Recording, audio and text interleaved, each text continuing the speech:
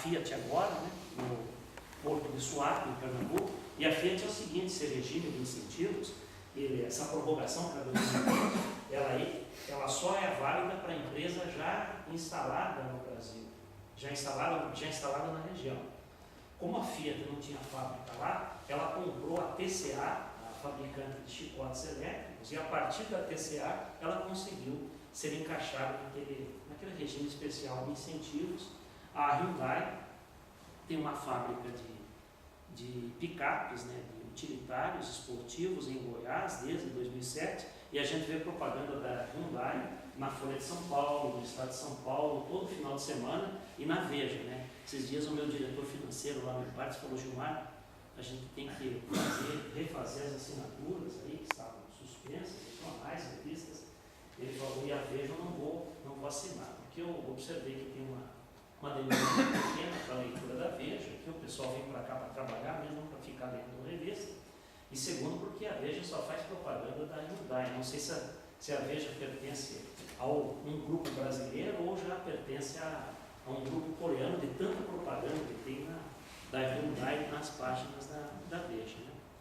Um terceiro movimento, senhores, é a desconcentração que aconteceu no investimento a partir de 94, 95, principalmente do Sudeste, mas mais especificamente São Paulo, para os estados do Centro-Sul e fundamentalmente para o Paraná e em menor medida para o Rio Grande do Sul.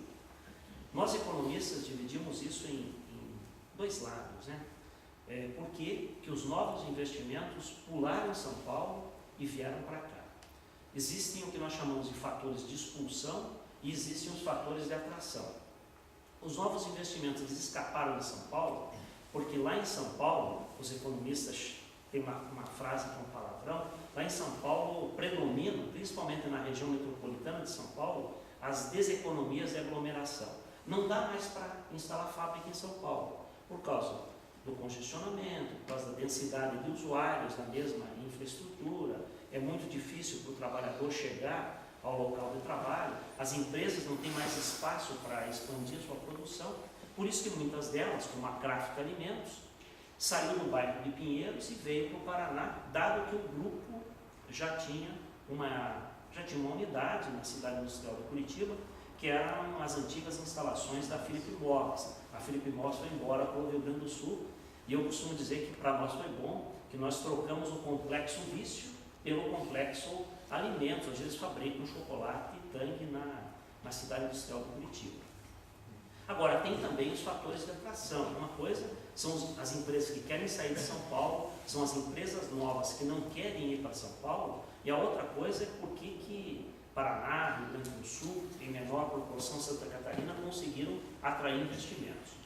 Algumas razões. Primeiro fato, primeira delas, é que o Paraná, reconhecidamente, até o começo dessa década, tinha uma infraestrutura adequada.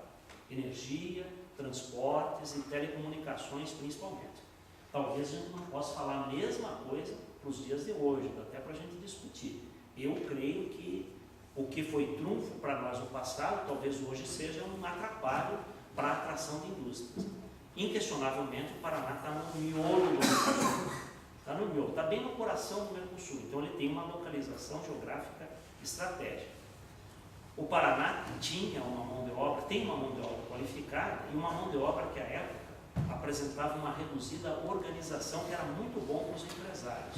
Hoje, a nossa mão de obra é tão organizada a ponto de, por exemplo, os trabalhadores da Volvo e da Renault terem conseguido, respectivamente, 15 mil e 12 mil reais de participação nos lucros e resultados, coisa que os trabalhadores das montadoras de São Paulo ainda não conseguiram. Na média, hoje, o salário médio de um trabalhador, incluindo todos os setores, na região metropolitana de Curitiba, é o maior de todas as regiões metropolitanas do país, segundo uma pesquisa mensal que o IBGE realiza e da qual o IPARDES participa. Agora, a festa mesmo foram os incentivos fiscais. O Paraná entrou na guerra fiscal junto com os outros estados brasileiros para conseguir trazer a Renault, para conseguir trazer a Chrysler, que depois foi embora, para conseguir trazer a Volkswagen, entre outros, né? Essa tabela ficou pequenininha, né, mas eu só queria destacar alguns pontos para os senhores. Isso é uma coisa de economista mesmo, valor da transformação industrial, que entendo como renda da indústria, renda monetária da indústria, aquilo que a indústria fatura menos do que ela gasta para produzir. Então é renda líquida mesmo. E aí é a divisão dessa renda líquida pelos principais estados brasileiros. Observem que são dois extremos, 96 e 2008, não existem dados mais atualizados. Essa pesquisa demora muito para ser feita pelo IBGE, então o dado mais recente que eu tenho é 2008. Observe que São Paulo, nesse período, perdeu praticamente 1 ponto percentual por ano. São Paulo era metade da indústria do Brasil e em 2008 era 37%. Suspeito que ele continuou perdendo em 2009 e tenho fortes convicções de que a partir de 2010 ele começou a recuperar isso. Minas aumentou de quase 10 para 11,5% por causa dos investimentos que foram feitos para a Mercedes-Benz e no polo siderúrgico que eles têm.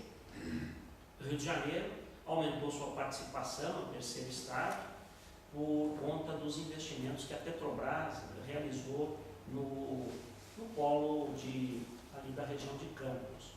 O Paraná foi um dos estados que mais cresceu, especialmente puxado pelas indústrias automobilísticas. O Rio Grande do Sul perde participação. Reparem que em 96, o Rio Grande do Sul era a 4ª indústria do país. Hoje, 2008, o Paraná, que é a 4ª indústria do país, o Rio Grande do Sul regrediu, e regrediu por 3 razões. A primeira delas é que o agronegócio, a crise do agronegócio, ela foi muito mais forte no Rio Grande do Sul, e o Rio Grande do Sul é muito forte em agronegócio. A segunda razão foi que o estado do Rio Grande do Sul está quebrado há muito tempo. O Tesouro do Rio Grande do Sul não tem dinheiro, com todo respeito, não tem dinheiro nem para fazer cantar um ceguinho na Rua 15. Não tem dinheiro, ele está literalmente quebrado.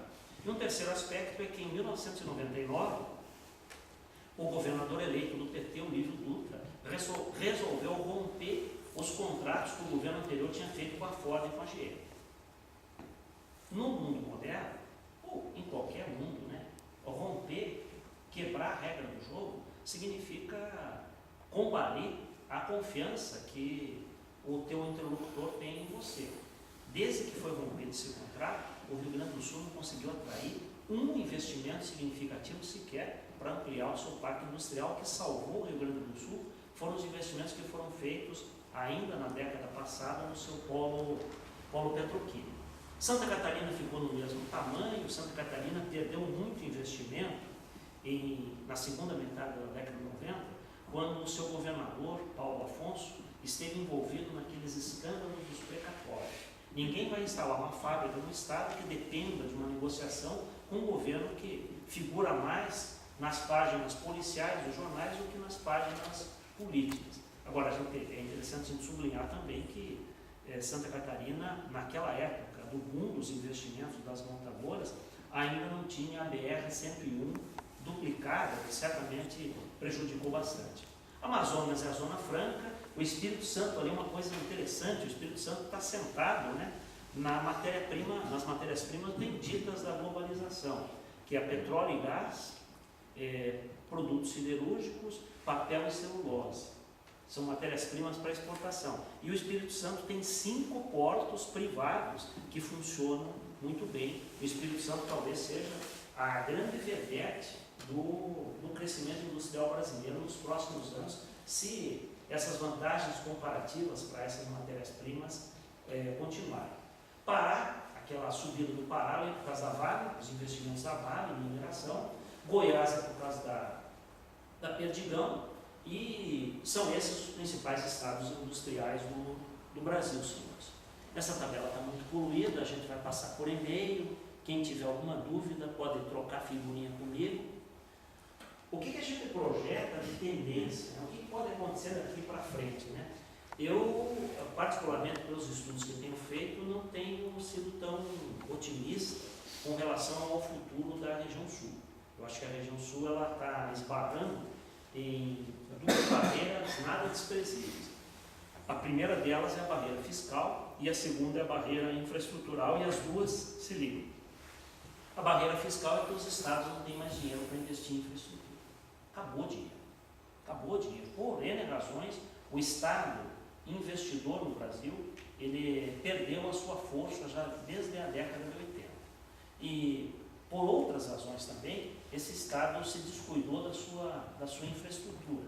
Então, eu diria que, dos 3 estados, principalmente o Paraná e o Rio Grande do Sul, são aqueles que enfrentam as maiores dificuldades na produção de uma retaguarda infraestrutural e fiscal para um desenvolvimento econômico assim mais arrojado. Não vou mostrar essa tabela, porque os números são pequenos. Agora, para o centro-oeste e para o norte, um cenário talvez não seja tão favorável como aquele que eu pintei no comecinho da minha exposição. O centro-oeste e o norte ainda tem entraves grandes na área de transporte, principalmente energia. Energia principalmente porque existe uma série de obstáculos de natureza ambiental que impedem. Veja o caso, por exemplo, da usina de Belo Monte, que é um mega projeto que, em condições normais de temperatura e pressão, talvez não tivesse nem saído do papel. Na questão do transporte, eles têm algumas vantagens competitivas, mas, por exemplo, o Mato Grosso é um estado muito grande e tem determinadas regiões do Mato Grosso que um caminhão de soja tem que percorrer rodovias precárias por quase 2.000 quilômetros. Isso encarece bastante o custo de produção. Para piorar tudo, se a gente olhar o mapa eleitoral brasileiro do ano passado, eu tenho cuidado de olhar essas coisas, eu percebi que a dona Dilma, ela perdeu as eleições no coração desse centro-oeste ampliado. Ela perdeu as eleições em Goiás, Mato Grosso do Sul, Roraima, Rondônia e Acre. Olha, tem 2 possibilidades. A primeira delas é ela tentar reconquistar um espaço político que ela perdeu que não tinha lá, que nem o Lula tinha. E aí ela teria que centrar fogo em projetos infraestruturais. A segunda possibilidade é ela receber as pressões daqueles segmentos políticos e geográficos que a elegeram e simplesmente ignorar essas regiões. À primeira vista, o PAC 2, que é o PAC da dona Dilma, não está sendo tão benevolente com essa região do centro-oeste ampliado e do norte, na qual ela foi derrotada nas eleições do ano passado.